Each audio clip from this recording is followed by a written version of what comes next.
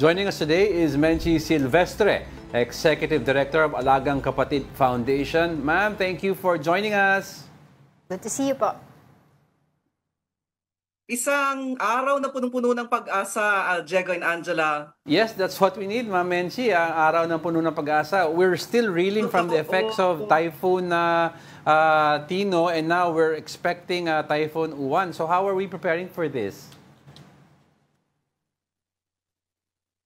Yes, as usual, tayo ay magiging mas malakas ang magiging tulong natin kung kami ay nagsasama-sama ng MVP na foundations, ang iba't ibang foundations ng MVP group. Pero as far as Alagang Kapatid is concerned, our team is already on ground, Diego and Angela, at tayo po ay unti-unti na nating iniipon itong ating mga relief goods, itong ating mga serbisyo na nakahanda tayong ibigay sa mga komunidad. Of course, scanning muna ng lugar dahil talagang napakalawak ng gaya ng nakikita natin sa video, no, napakalawak ng devastation. So ang Alagang Kapatid, isa na nag-fly in na, and we are also again tayo ay magro-roro, tayo ay magpapadala ng truckloads of relief goods to Cebu. Ang Cebu Pacific, nagpapasalamat po kami, ay nagsabi na rin that they will fly some of our goods to Cebu City directly. So in the next couple of days, asahan na po ninyo na magsisimula na ang pamamahagi ng tulong, gayon din ang mga serbisyo ng libreng charging, libreng tawag, pati hopeful.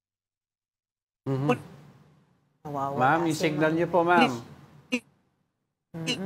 Paayos muna natin. Libreng viewing. Ayun. Alam ko, yun, nawawala si Ma'am Menchi. Oo. Nasaan kaya si Ma'am Menchi yung kanyang signal? Siguro kasi itong si Ma'am Menchi and the rest of the Alagang Kapatid Foundation are very busy. Oo. Ma'am, can you hear us okay? Sorry, oo. Is my signal good enough? Yeah, better po Better now, better. as of now. Okay. Can I turn off my video na lang? Yes, sige, no siguro problem, po mas ma'am. mabuti po Mas yan. mabilis pagka video. Okay. Apa. Sige. So again, sabi ko nga, ang Alagang Kapatid Foundation already arrived on ground. So nasa on-site na po ang team ng Alagang Kapatid Foundation. Of course, our services ay lalaki kung ito ay the different foundations in the MVP group. So tayo ay merong dala ng mga food packs, yung mga meron din tayong ready-to-eat na food, meron tayong serbisyo ng libreng charging, meron din tayong serbisyo ng libreng tawag, and hopefully libreng viewing. Alam natin ng ating mga kababayan dyan sa Cebu ay gutom na rin sa balita, ano nga ba ang nangyayari, ano nga ba ang mangyayari pa. So again, asahan nila na ang Alagang Kapatid Foundation will be on ground for the next couple of weeks hanggat kinakaya po ng ating resources. Ipadadala natin diretso ang tulong dyan sa kanilang lugar. It's nice to hear that, Ma'am Menchi, because Cebu is reeling from also an earthquake, now bagyo. But we spoke to Pag-asa kanina, Ma'am Menchi, and it looks like itong new bagyo bumaba ng country to the central Luzon, which will affect daw Cebu. Initially kasi hindi dapat maapektuhan ng Cebu, but definitely now maapektuhan ng Cebu. Are we also prepared for the eventuality that a lot of rain will pour once again into that area? Yes, Diego, talagang we are trying to expect the worst. Mahirap sabihin na hindi, baka naman lumayo yan, baka naman konting lang yan, ulan lang yan, pero hindi. Instead, inaasahan natin yung worst case scenario. Dapat yun ang paghandaan natin. But again, if there's a team in Cebu, there is also a team being assigned para dito sa pagdating naman ng bagyong U1. So again, yung ating kontribusyon dito sa paghahanda naman ng ating mga kapatid, yung team na naka-assign naman para sa bagyong U1 din, Diego and Angela. Ma'am Menchi, alam naman po natin sa pagdating ng mga ganito panahon ng Alagang Kapatid Foundation, through your leadership, talagang landyan naman po kayo para sa ating mga kapatid na nangangailangan. Ngayon po ang ating pagkakataon para po ay tayo po ay magsama-sama, magtulong-tulong.